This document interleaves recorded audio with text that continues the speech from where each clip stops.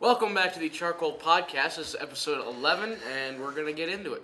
Right away, we're going to talk about picks and run down the game. Nothing too fancy today. It's going to be a short podcast. Right away, I'd like to note this week we used Vegas lines as we had a little bit of a dispute over the picks, and we could get into it, but it'd be best to not. But I think it's for the better, so... We use Vegas lines, and it makes it a little bit better. Other than Mr. Christensen, long story. Yeah, that's another long story. Well, you can go right away. So Dawson, he's coming into this week tied for third at 5-3. His lock was number 6 Oklahoma, who's favored by 10.5 over number 11 Texas, and his upset was unranked Miami, who is actually favored by 2. Over number 20 Virginia, and that's a whole other dispute where you want an unranked team over a ranked team and whatever. And Cole, who is tied with me for first, is 6-2. He took number 8 Wisconsin, which is 10.5 over Michigan State, as his lock, and his upset was Temple, which is over 5 over number 21 Memphis. And Charlie over here, he's tied for first at 6-2, as he said before. He had the same lock as me, Wisconsin over Michigan State.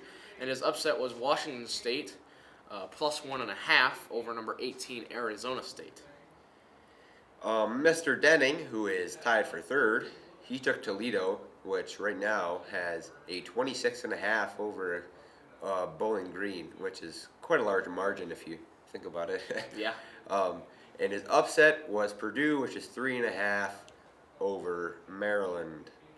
Mr. Schaefer is also tied for third at 5-3. His lock was number 16 Michigan, who's favored by 23 points over Illinois. And his upset, when he picked it, was actually correct because he chose Navy over Tulsa because Navy was the underdog by a point. But now they are favored by a point. So he's probably going to change that before the weekend hits, but we're just not going to be able to announce it.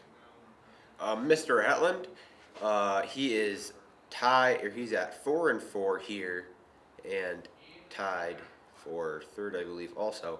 All right, I think he's actually last. He's dead last. He's dead last? Okay, sounds good. He took number 16, Michigan, with the under at 23, and he took Michigan over Illinois there.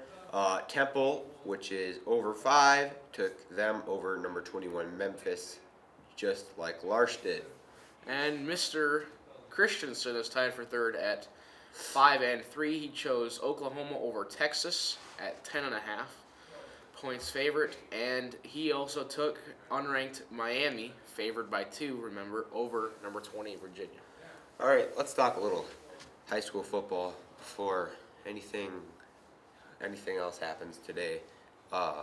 First thoughts, Plankinton has a 2-hour delay start today. They're starting school here in the next half hour. Yep. And we've been in school for almost 2 periods already. So, do you think that will affect the game tonight, not having a full day? For them, maybe. Yes. But I feel like if we would have had a half day, we're so football forward in our school. Mm-hmm. If you think about it, we've been that way for.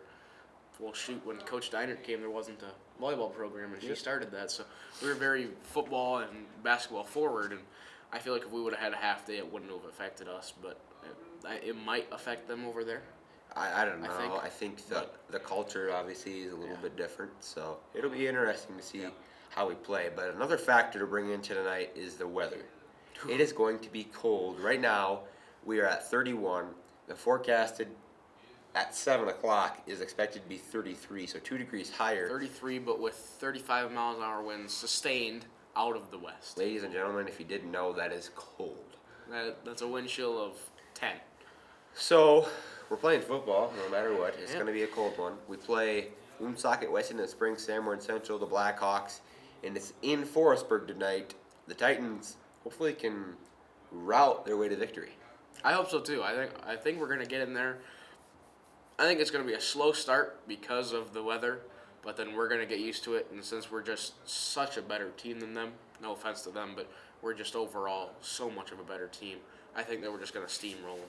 I think that you're right, we probably will, but they're going to come out hard, and we need to match that physicality. It's obviously And I think that if they're sophomores, we're going to go hard. They're just going to give up after a while because this team is going to be outright cold and miserable. And if we can keep their foot on their throat, it's going to be a good game. I think so too. So just some playoff predictions. What do you predict here? Playoff predictions. I think, a lot of things are going to shake out this week. You and I have had that conversation. Just for you guys' information, this week is the second to last week in the high school football year, just before playoffs. So things are starting to fall into place, I guess, They are. in terms of where people are going to end up and what the bracket will look like. But if you look across the state of South Dakota, it's a little different this year. Obviously, we're doing the top 16 seeded teams. I have Bridgewater coming in at 2. Winner will probably hop up to that 1 spot if they aren't already. They're probably going to hop up into that 1 spot. Bridgewater at 2. Another team I think that could really, they have a lot of power points because they've only played Bridgewater is McCook Central Montrose. They got beat by Bridgewater by 42 or 46. I can't remember that final score, but if you think about McCook, they have a different type of offense than most teams do in South Dakota. Yeah. I mean, I think if you take McCook and us and Bridgewater and Winter, and obviously there's other great teams out there, but I think them are the top 4 teams in the state, and they're all kind of in this one part of the state. Obviously, St. Thomas More is there, but they have a different style of football too. It's pass it around, no run. Yeah. So I think the top 4 will be Winter, Bridgewater, McCook. We'll probably be the 5th seed after things shake out, but I think it's going to be a close one because Groton is going to be flying around in there somewhere. And a lot of things are going to change with them bottom seeds. I mean, a 14 seed could get thrown up to the 8, or a 14 seed could get thrown down out of the playoffs. And as Woonsocket saying tonight, if they win, they're in the playoffs. They lose, they're out. So they're playing for something. Mm-hmm. And just another note I want to add is I was talking to Coach Olson today, and he was talking to the other coaches, and I was just standing by, and he said, our road to a state championship would be first round, we'd play Sioux Valley with no upsets. Yep. No upsets, we'd play Sioux Valley first round, Webster second round, Winter third round, BEE in the Championship. Diecast. Yep. So, obviously, for our sake, you hope things shake out a little differently. A little different.